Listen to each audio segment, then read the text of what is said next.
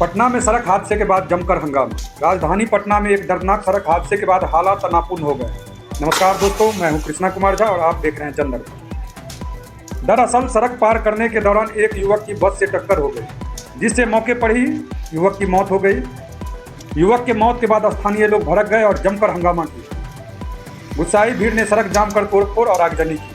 कई गाड़ियों को आग के हवाले कर दिया, जिसमें पुलिस की गाड़ी भी शामिल है। पुलिस की गाड़ी में भी जमकर तोड़फोड़ की गई। प्रेस की गाड़ी को भी नहीं बख्शा गया। घटना के बाद पूरे इलाके में तनाव काफ़ी बढ़ गया। पुलिस और लोगों के बीच झड़प भी हुई। हालात को संभालने के लिए भारी पुलिस फोर्स तैनात किया गया। एसपी की तरफ से बताया गया है कि रोड क्रॉस करने के दौरान यह हादसा हुआ।